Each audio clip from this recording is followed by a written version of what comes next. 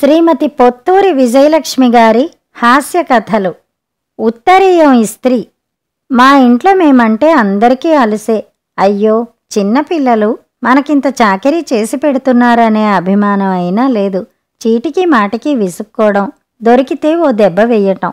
వాళ్ళకి మేడ మీద పేకలాడుకునే పని ఉందనుకోండి, మమ్మల్ని అందర్నీ కింద ఉంచి పైకి వచ్చారో కాళ్ళు విరగ్గొడతాం అంటారు.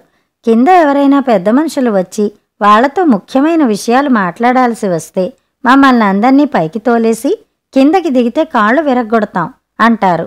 ఎంత పెద్దవాళ్ళైనా ఇంత నిరంకుశత్వాలు భరించడం కష్టం బాబూ. అందుకే అన్నీ మనసులో ఉంచుకుని బదులు తీర్చుకుంటూ ఉంటాం సమయం చూసి.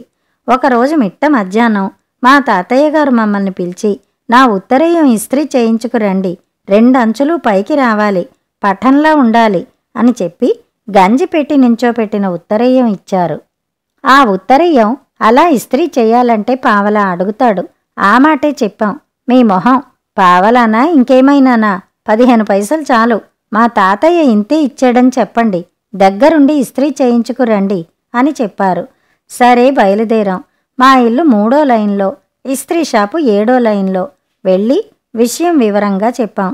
పఠంలాగానే చేస్తాను, మరి పావలా తెచ్చారా అని అడిగాడు. పావలా ఎక్కువట, 15 పైసలేనుట మా తాతయ్య చెప్పారు అన్నాం.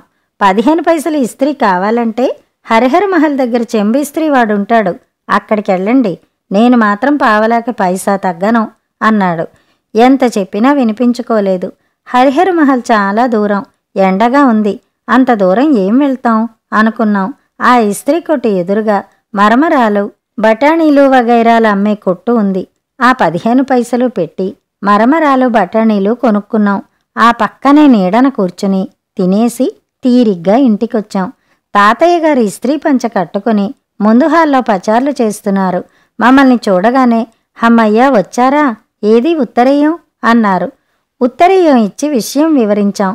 మండిపడిపోయి, ఎందుకూ పనికిరారు, తెలివితేటలు శూన్యం అని తిట్టిపోసి పర్సు తీసి మరో 5 పైసల నాణెం నా చేతికిచ్చి, సరే 20 పైసలు ఇచ్చి చేయించుకురండి, అరిచి గీ పెట్టినా అంతకు మించి పైసా ఇవ్వనన్నానని చెప్పండి అన్నారు. ఆ 15 పైసలు ఎక్కడున్నాయి, మరమరాలు పప్పులు కొనుక్కు తినేశాం అని చెప్పేశాం. మరి కాసిని తిట్టి మళ్ళీ ఇంకో 15 పైసలు పడేశారు. త్వరగా అఘోరించండి, పఠంలా ఉండాలి ఉత్తరీయం అని చెప్పారు. మళ్ళీ బయలుదేరాం. గమ్యం చేరాం. ఇస్త్రీ అబ్బాయికి అంతా చెప్పి, ఇదిగో 20 పైసలు తీసుకో, పఠంలా ఇస్త్రీ చెయ్యి అన్నాం. ఎన్నిసార్లు చెప్పాలమ్మా, పావలాకి పైసా తగ్గదని ఊరికే విసిగించకండి, పావలాకి మొహం చూసుకుంటున్నారు గాని పట్టణంలా ఉండాలట మళ్ళీనూ అని విసుక్కున్నాడు. అటు తాతయ్య తిట్టి ఇటు ఇస్త్రీ అబ్బాయి తిట్టేసరికి మా మనసులు పాడైపోయాయి. ఏం చేద్దామంటే ఏం చేద్దాం అనుకున్నాం. పాడైపోయిన మనసులు బాగవ్వాలంటే మళ్ళీ మరమరాలు కొనుక్కు తింటే చాలనిపించింది. ఇందాక తిన్నాం గాని నాలుకకి అంటి అంటనట్టుగా ఉంది. మళ్ళీ 20 పైసలు ఇచ్చి కొనేసుకున్నాం. ఇంకాసినివ్వు అని కొసరు వేయించుకున్నాం.